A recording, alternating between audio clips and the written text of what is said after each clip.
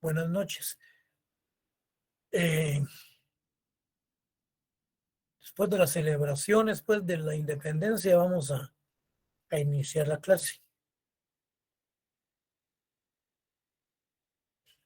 Como un breve comentario, realmente el día de ayer hubo una manifestación de estudiantes indígenas, supuestamente, pues, en los medios de comunicación, en donde pintarajearon o bien le echaron pintura roja a la bandera.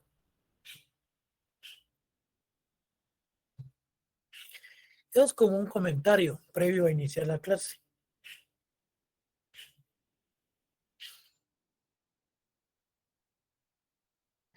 Pero todo ello se debe a que hace 400 años, desde la conquista de los colonizadores, se dio el despojo, se vio la esclavitud, se dio una gran explotación en contra de los grupos aborígenes, en contra de los grupos étnicos. Y que ahora en el año 2000, en el año 2021,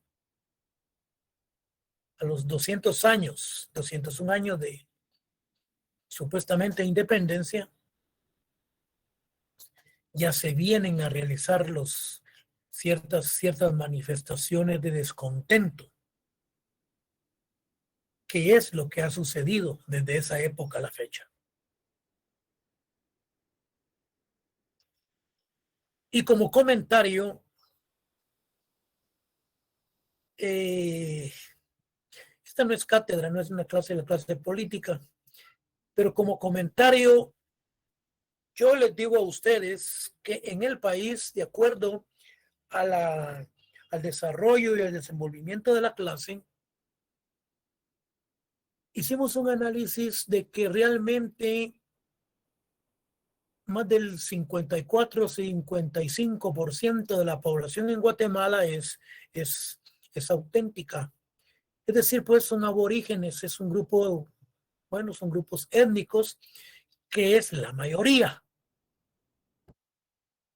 Si estos grupos étnicos, garífonas, los mayas, los grupos quichés, los grupos que conforman parte de ese aspecto plurilingüe que hay en Guatemala, si todos esos grupos étnicos llegan a unificarse y realmente llegan a buscar un objetivo específico y buscan esa unificación en donde muchos grupos están divididos, yo les puedo asegurar que con doña Telma Cabrera, que es una de las candidatas de los grupos étnicos, yo les puedo asegurar que podría ganar las próximas elecciones si la inscriben en Guatemala. Una pequeña observación. Aunque este país está marcadísimo como discriminativo y como excluyente con respecto a estos grupos sociales. Bueno, cerremos el paréntesis. Hoy vamos a entrar a ver lo que es el módulo 4 del programa, clase número 13. Y el último día de clase hablábamos sobre lo que es el fuero agrario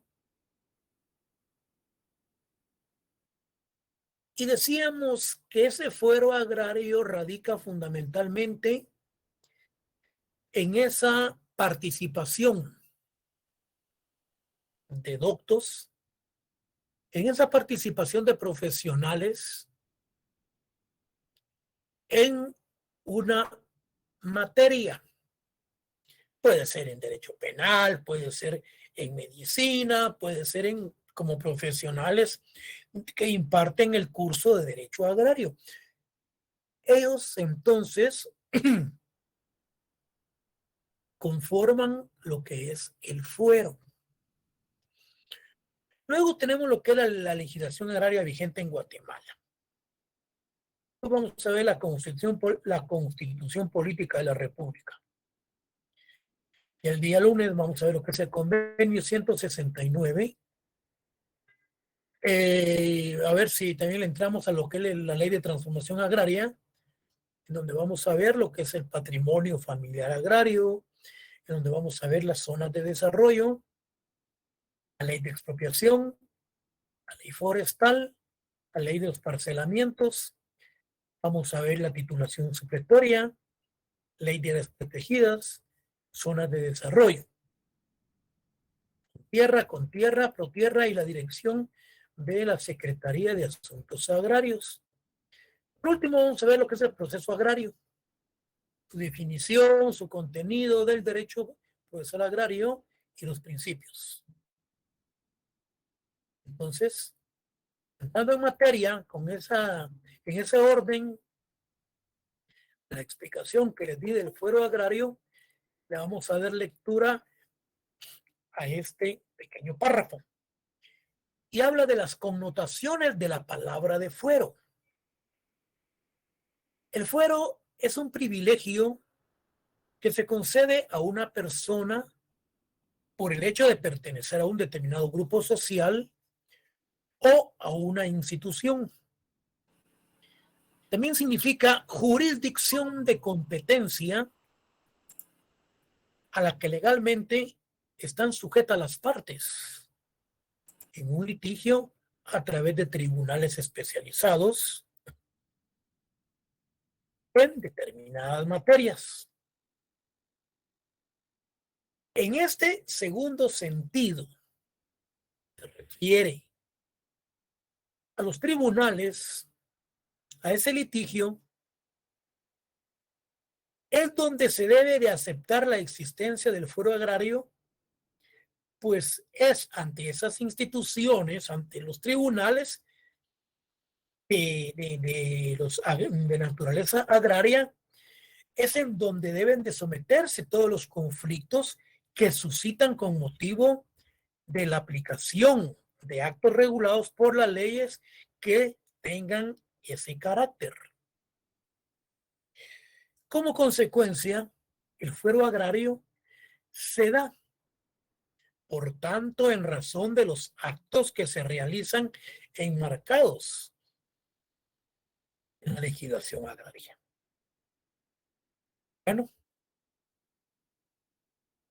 y dentro de esa legislación tenemos lo que es la Constitución Política de la República. A pesar de la inexistencia de una norma constitucional que garantice la propiedad privada en función social, existen normas y contenidos constitucionales que pueden posibilitar nuestro proyecto de reforma agraria integral, aún sin reformas a la Constitución política.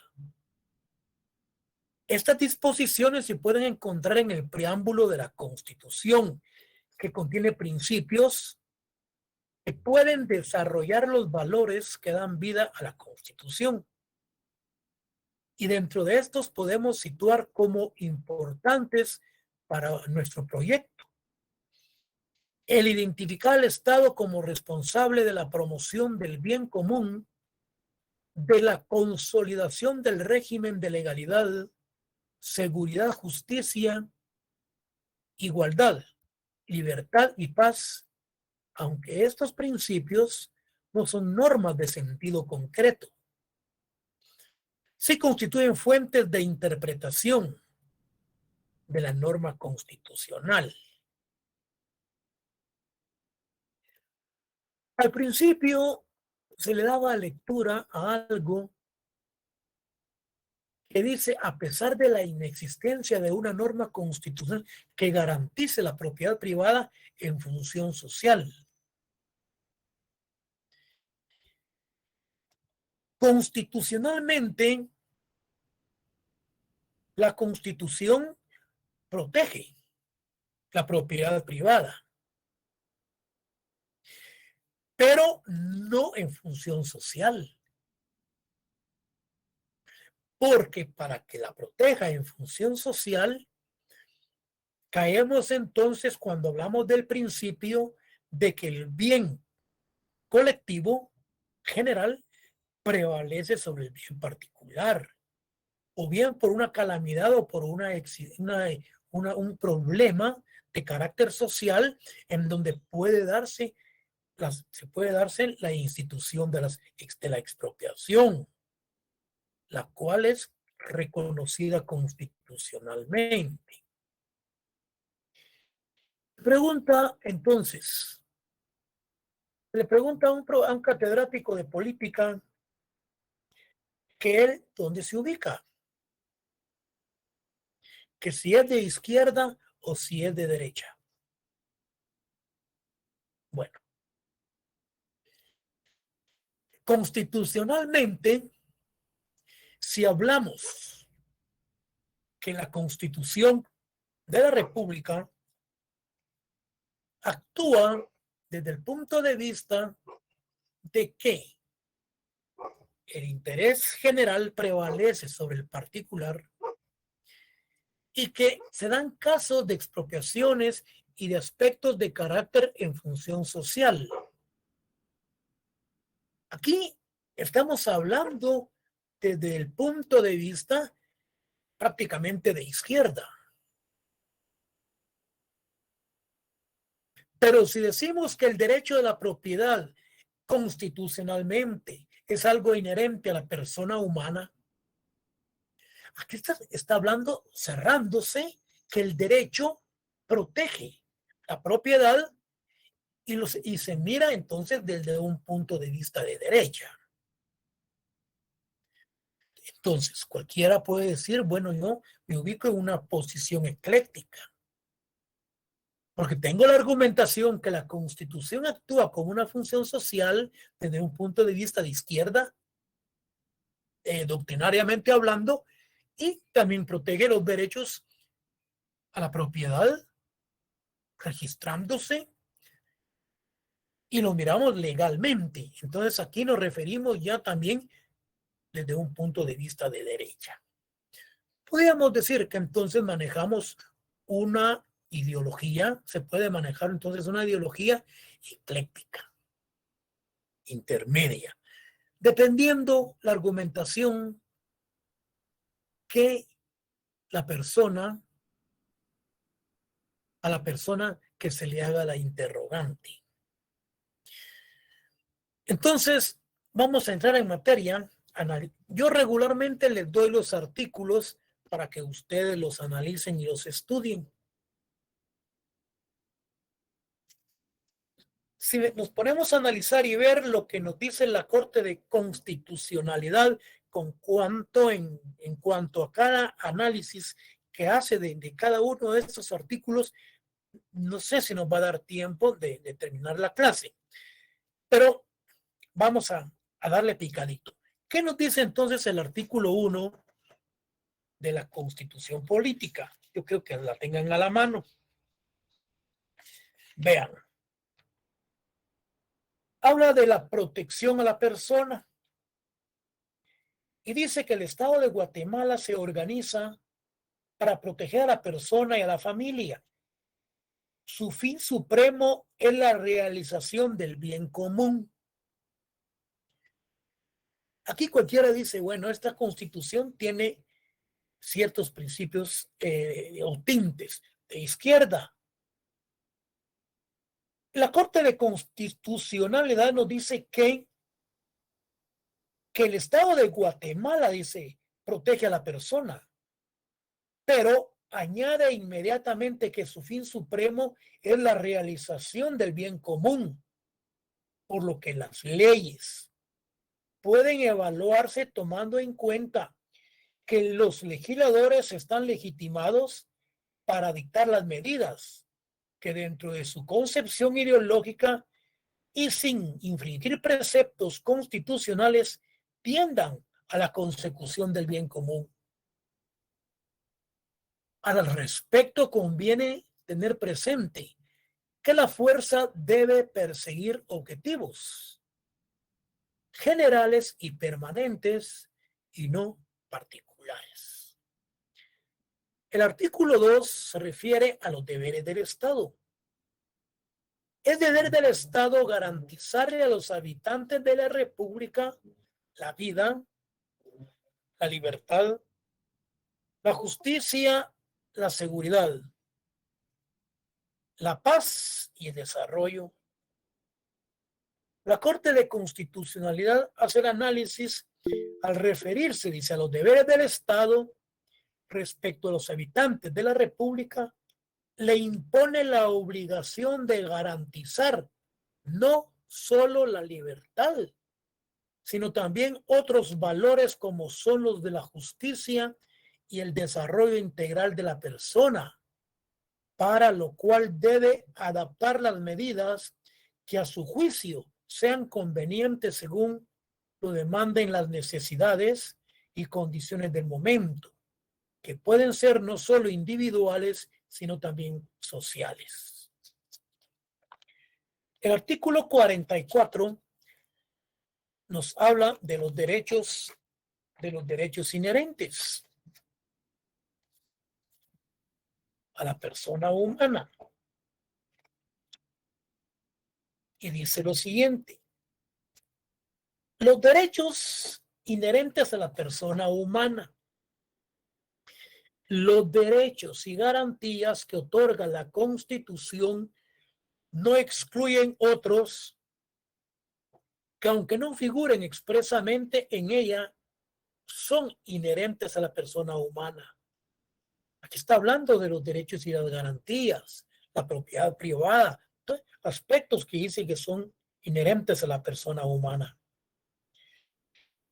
Serán nulas ipso iure, significa nulas ipso iure, significa que son nulas de pleno derecho, que el derecho lo está expresando categóricamente, que son nulas todas las actividades que no estén reguladas constitucionalmente o bien por leyes y normas de carácter ordinario.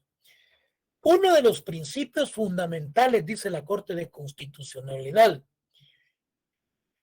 que informa que el derecho guatemalteco es el de supremacía constitucional, que implica que en la cúspide del ordenamiento jurídico está la Constitución, y esta, como ley suprema, es vinculante para gobernantes y gobernados, a efectos de lograr la consolidación del Estado constitucional de derecho.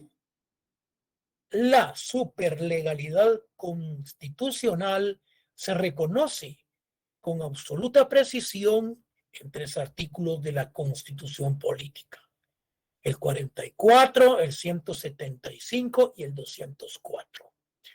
Esto los vamos a ver, más que todo el 204 y el 44. Los derechos inherentes a la persona humana. ¿Qué nos dice el 75? Habla de la jerarquía constitucional. Vamos a ver.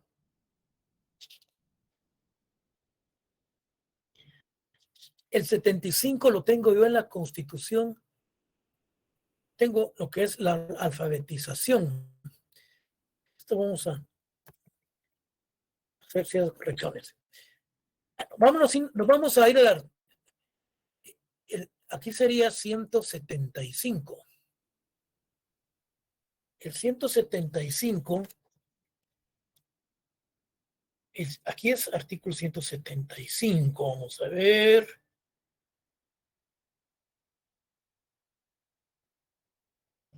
El 175 nos habla de la jerarquía.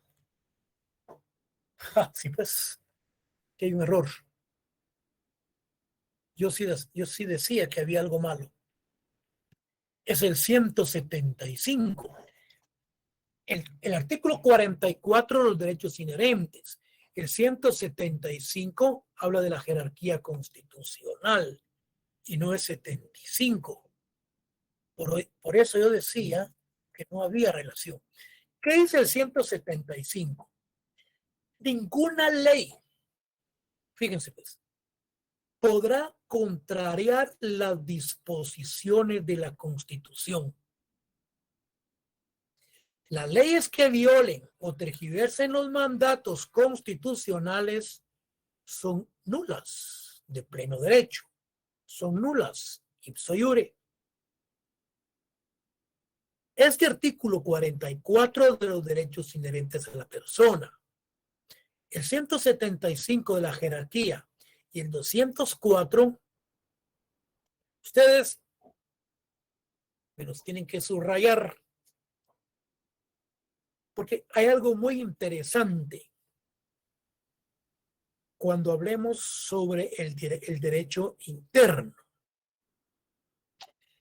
Y este derecho interno es cuando se refiere que en materia de derechos humanos, estos son superiores al derecho interno.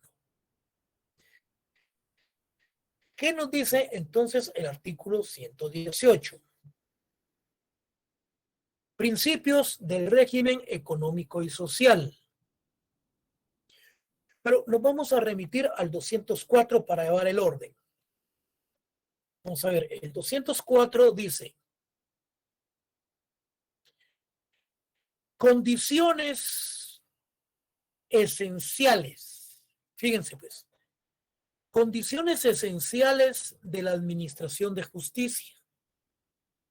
Los tribunales de justicia, en todas las resoluciones o sentencias, observarán obligadamente el principio de que la Constitución Política de la República prevalece sobre cualquier ley o tratado.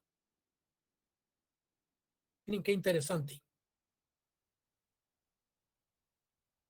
¿Qué nos dice el artículo 46?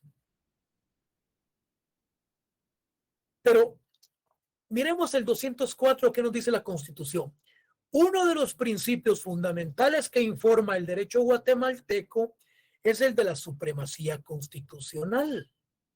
Es cierto que la columna vertebral del ordenamiento jurídico es la Constitución. Bueno, implica que en la cúspide del ordenamiento jurídico está la Constitución y esta, como ley suprema, es vinculante para gobernantes y para gobernados, a efecto de lograr la consolidación del Estado constitucional de derecho. Esa superlegalidad se reconoce con absoluta precisión en 3 artículos de la ley fundamental.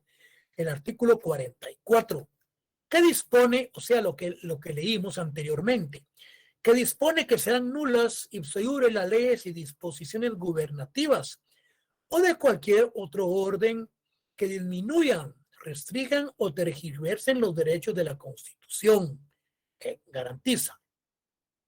Miramos la jerarquía constitucional con el 175, que afirma que ninguna ley podrá contrariar sus disposiciones y que las que violen, tergiversen sus mandatos, serán nulas ipso iure. Y el que estamos viendo, el 204, que establece que los tribunales de justicia en todas las resoluciones o sentencias observan obligadamente el principio de que la Constitución prevalece sobre cualquier ley o tratado. Fíjense qué interesante, pues. No quiero que se me vayan a confundir ustedes en su examen privado. Bueno, ¿qué nos dice el artículo 46 de la Constitución? Vayan tomando nota. Bueno, dice: la preeminencia del derecho internacional. Fíjense pues, se establece el principio general de que en materia de derechos humanos, Los tratados y convenciones aceptados y ratificados por Guatemala tienen preeminencia sobre el derecho interno. Fíjense qué interesante. Significa entonces que los convenios y los tratados en materia de derechos humanos, estos tienen preeminencia entonces sobre el derecho interno. La Corte de Constitucionalidad hace un estudio y hace un análisis al respecto. Y ellos lo que buscan es realmente armonizar estos artículos para no polemizarlos a nivel nacional y a nivel internacional. ¿Qué es lo que dicen ellos? Fíjense lo que dice la Corte. Esta Corte dice, estima conveniente definir su profesión al respecto. Para ello, parte del principio hermenéutico, o sea, de la interpretación, de que la Constitución debe interpretarse como un conjunto armónico, en el significado de que cada parte debe determinarse en forma acorde con las restantes y que ninguna disposición debe ser considerada aisladamente y que debe preferirse la conclusión que armonice y no la que coloque en pugna a las distintas cláusulas del texto. La Constitución la Corte de Constitucionalidad hace el análisis de todos estos artículos que debe de hacerse una interpretación desde el punto de vista armónico para que no entren ellos en contradicción del texto.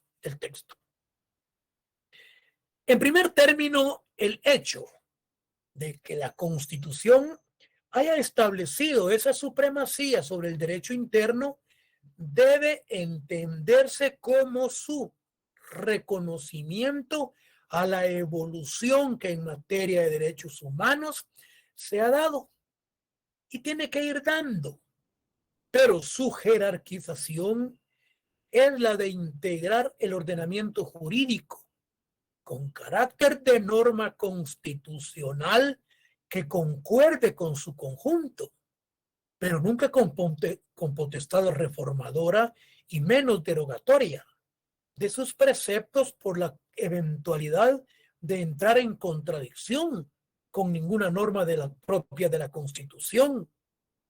Y este ingreso se daría no por la vía del artículo 46, sino en consonancia con el artículo 2 de la Convención, para lo cual el primer párrafo del artículo 44 constitucional. El 46 habla sobre la jerarquía. Tales derechos humanos con rangos inferior a la legislación ordinaria o derivada, pero no puede reconocérsele ninguna superioridad sobre la Constitución, porque si tales derechos, en el caso de serlo, guardan armonía con la misma, entonces su ingreso al sistema normativo no tiene problemas, pero sí entrar en continuación con la Carta Magna, su efecto sería modificador o derogatorio, lo cual provocaría conflicto con las cláusulas de la misma que garantizan su rigidez y superioridad con la disposición que únicamente el poder constituyente o el referendo popular, según sea el caso, tienen facultad reformadora de la Constitución. Constitucionalmente, entonces, el artículo 46 nos presenta que sobre materia de los derechos humanos, en efecto, prevalece sobre los derechos, sobre la ley de carácter interna. Entonces, ¿qué explicación filosófica, diríamos, puede darse al respecto?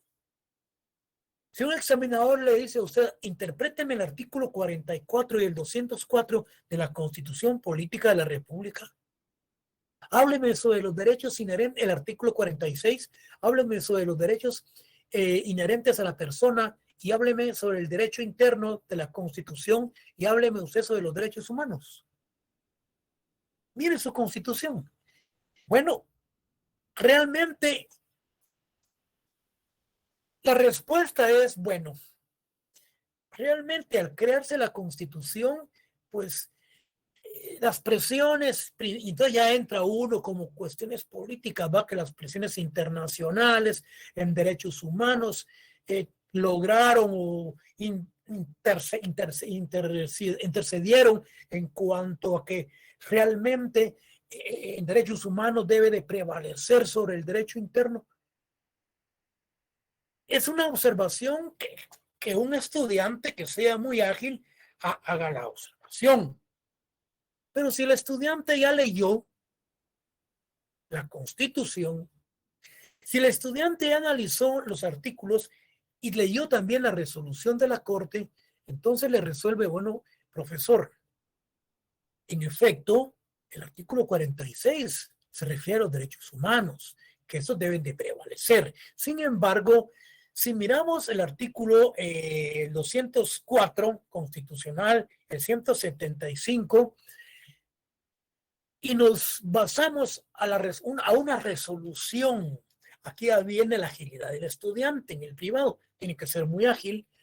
Bueno, si nos basamos a una resolución de la Corte, que no recuerdo la fecha, que busca que los organismos internacionales en base a derechos humanos y que la Corte de Constitucionalidad, al hacer el análisis técnico jurídico, busca lo que es la armonización, busca la armonía y busca la paz en cuanto al análisis y al estudio de cada uno de los artículos, pero no busca que uno sea superior al otro, sino que cada quien sobre su ordenamiento y en cuanto a su aplicación. Al hablar de la armonía, al hablar del análisis, entonces el catedrático o el examinador se da cuenta de que el estudiante en efecto hizo el análisis y la interpretación de cada uno de esos artículos. Se los digo porque así es como se pregunta en los privados, cuando el examinador sabe. Ahora, si no sabe, pues le preguntan a ustedes quién conquistó América. Ustedes les contestan que fue Messi. Sí, el catedrático les dice que sí, pero si ni sabe de deportes. Pero sigamos.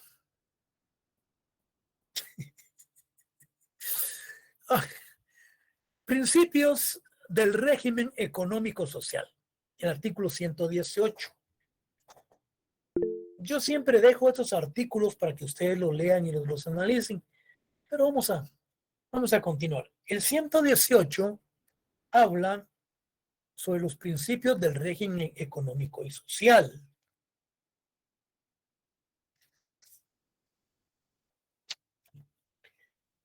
El régimen económico y social de la República de Guatemala se funda en principios de justicia social. Es obligación del Estado orientar la economía nacional para lograr la utilización de los recursos naturales y el potencial humano, para incrementar la riqueza y tratar de lograr el pleno empleo y la equitativa distribución del ingreso nacional. Cuando fuere necesario, el Estado actuará complementando la iniciativa y la actividad privada para el logro de los fines expresados. Aquí hay un análisis de la Corte de Constitucionalidad que se refiere al régimen económico y social en principio de justicia social. Esta disposición de política económica concierne a las estrictas competencias del poder público, el que tiene encomendado discernir de acuerdo con las tendencias legislativas y en interpretación de la opinión pública y de los agentes económicos, las medidas que tiendan a incrementar el flujo de capitales y la retención de los mismos dentro del sistema nacional, en lugar de buscar otros mercados más atractivos. El artículo 67, protección a las tierras y a las cooperativas indígenas. ¿Por qué el 67? Porque nosotros ya vimos las asociaciones agrícolas, las cooperativas agrícolas como instituciones. Entonces, estas deben de tener protección del Estado. ¿Y cómo se protegen? ¿Qué es el artículo 67? Dice, protección a la tierra y a las cooperativas agrícolas indígenas, dice. La tierra de las cooperativas, las comunidades indígenas o cualquier otra forma de tenencia comunal o colectiva de propiedad agraria, así como el patrimonio familiar, que lo vamos a ver cuando miremos el decreto 1551, así como las zonas de desarrollo, el patrimonio familiar agrario, vamos a ver también las tierras baldías, las tierras ociosas, que está regulado en el decreto 1551. Entonces no nos perdamos. Esa protección gozan de especial protección del Estado, de asistencia crediticia y de técnica preferencial que garantice su posición y desarrollo a fin de asegurar a todos los habitantes una mejor calidad de vida. Las comunidades indígenas y otras comunidades que tengan tierras, fíjense pues, que históricamente les pertenecen y que tradicionalmente han administrado en forma especial, mantendrán ese sistema. Significa que en Sololá, en Panajachel, en todas esas comunidades, Santa María, Xalapán, hay tierras desde la época de la conquista que el Estado debe de respetar la forma y las tradiciones como ellos han venido desarrollándose. Luego hablamos de las tierras de las comunidades indígenas, que es el 60. Ahora hablamos del 68. Tierras para las comunidades indígenas. Mediante programas especiales y legislación adecuada, el Estado proveerá de tierras estatales a las comunidades indígenas que las necesiten para su desarrollo. Vean, aquí el problema es el siguiente. Cuando el Estado no tiene tierras, el Estado entonces se ve en la necesidad de comprar fincas, de comprar tierras de mala calidad y sobrevaloradas. Aquí existía en Guatemala un grupo que compraba cuando sabían que el Estado andaba en busca de fincas, armaban en componendas, se formaban esos grupos, esos grupitos que actualmente han cooptado al Estado y compraban las fincas, hablemos de 1 o 2 millones. Pero como tenían pleno conocimiento de que el Estado andaba buscando las tierras, ellos ya la habían comprado, las habían adquirido en 3, 4 millones y se la vendían al Estado en 15 millones. Ese era el negocio que se daba antes con el Instituto Nacional de Transformación Agraria. Que abajo, fíjense ustedes, abajo del edificio de transformación agraria, ahí en la 7ª avenida y 10ª calle, si no estoy mal, a la par habían oficinas que se encargaban de realizar esos tipos de trámites.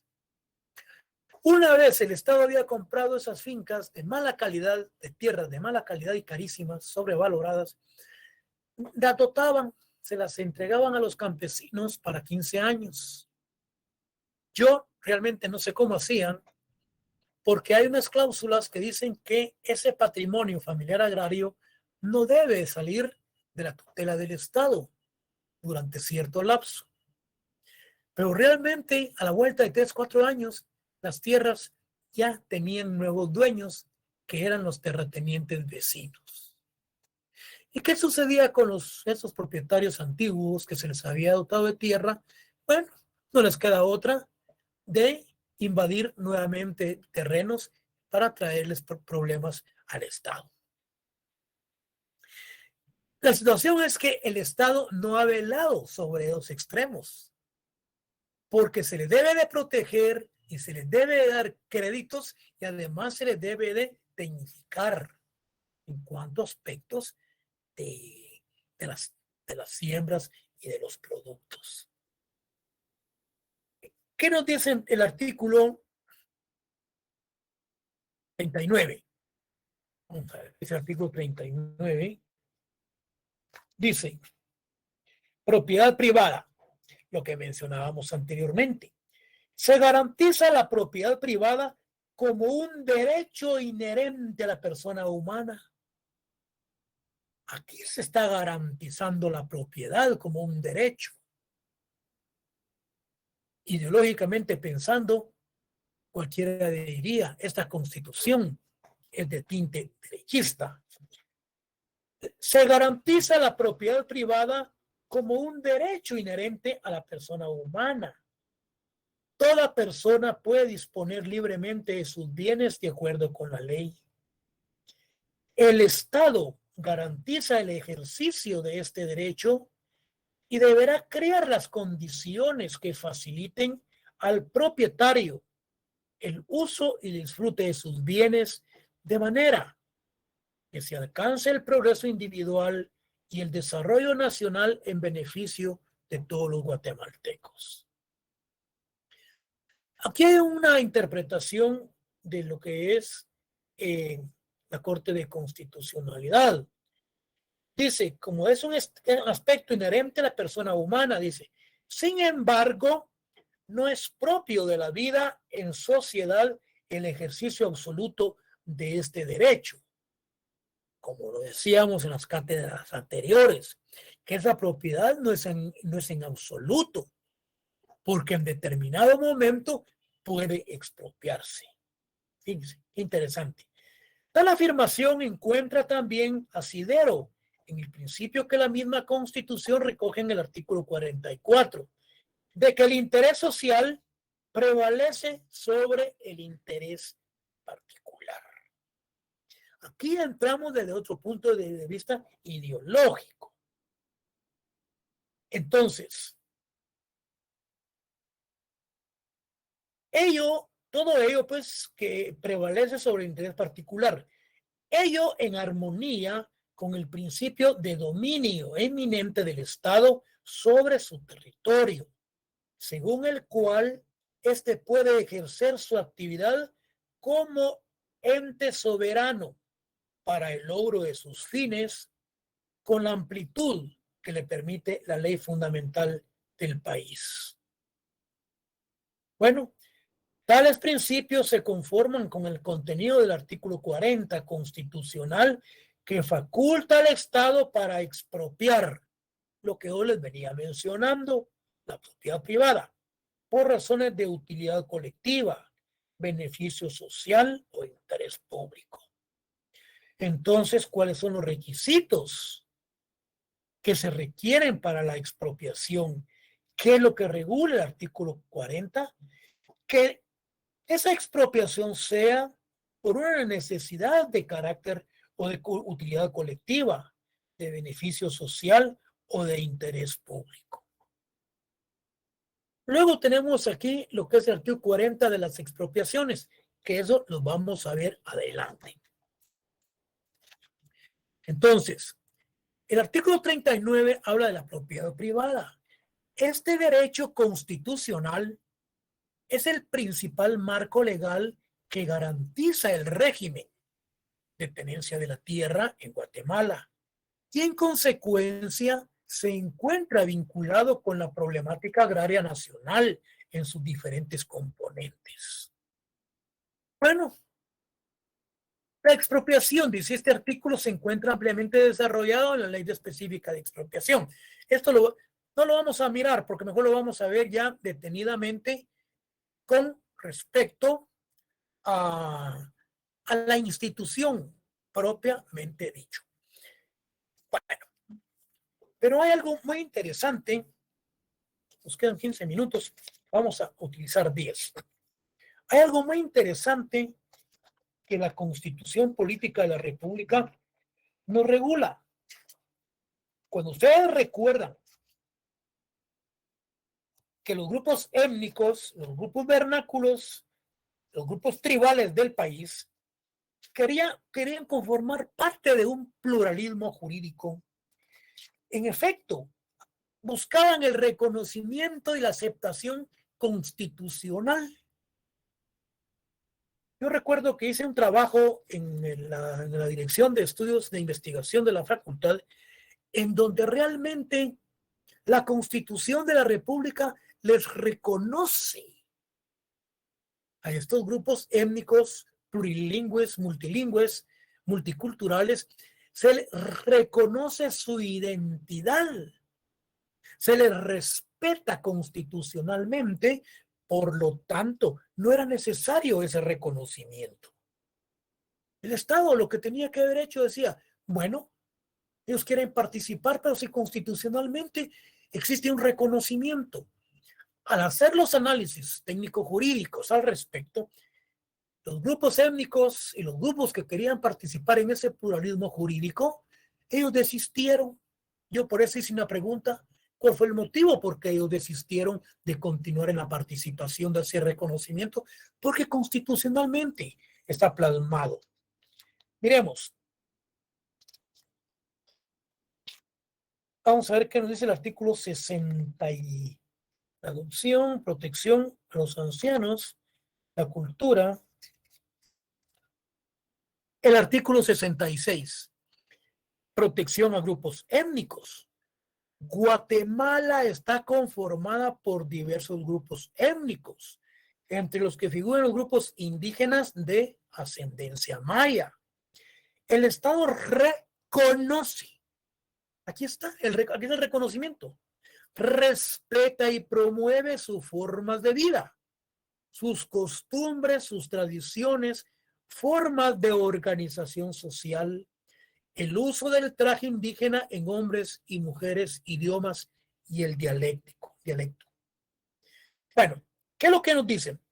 De conformidad con el artículo 66, dice la Corte de Constitucionalidad que el Estado de Guatemala debe de reconocer, respetar y promover las formas de vida, costumbres, tradiciones y formas de organización social, el uso de trajes indígenas, cuyo fin es mantener los factores que tienden a conservar la identidad, entiéndase como esta, como el conjunto de elementos que la definen.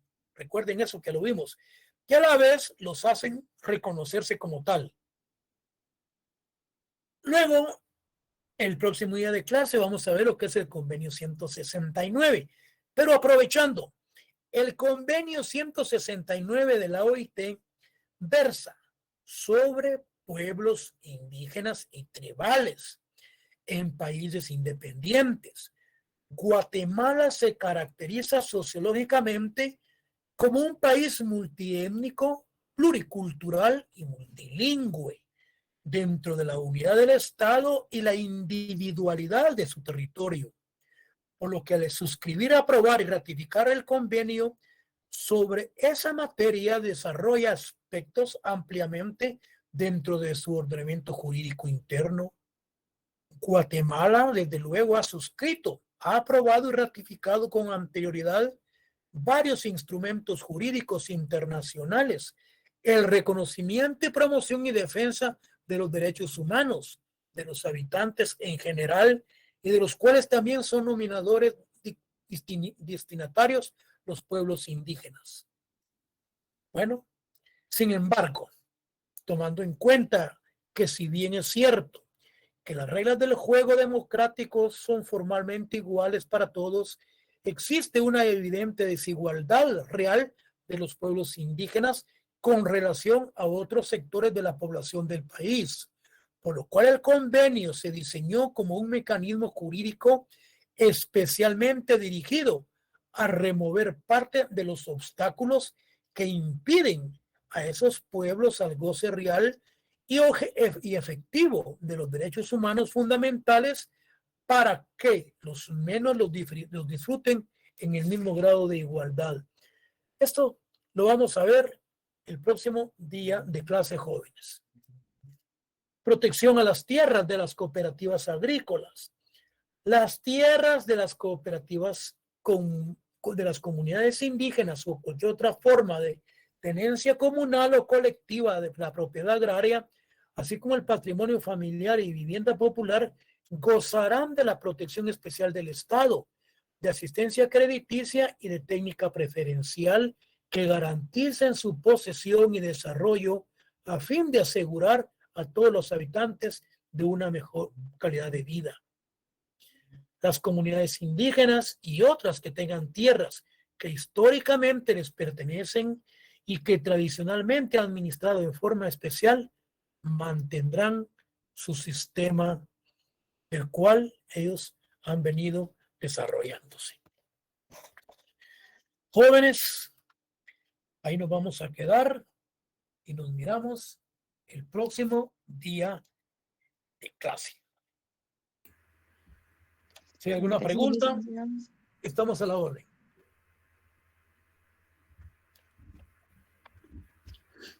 Gracias. Feliz noche. Gracias, licenciado. Gracias. Buenas noches, jóvenes. Jóvenes, hay dos alumnos. Si está presente Gerardo Abisaí Hernández. A la orden, Lick, buenas noches. Mira, tenés 21. Muchas gracias, Lick, muy amable por sus molestias hoy.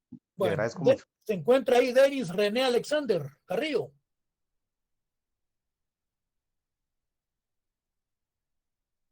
Si está presente, que me diga aquí estoy.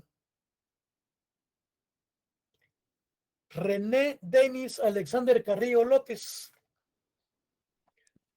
Bueno, no está presente, pues entonces nos miramos el próximo día de clase, jóvenes. Pasen feliz noche. Buenas noches. Gracias, licenciado. Feliz noche. Ahí se portan bien. Feliz noche, licenciado. Adiós.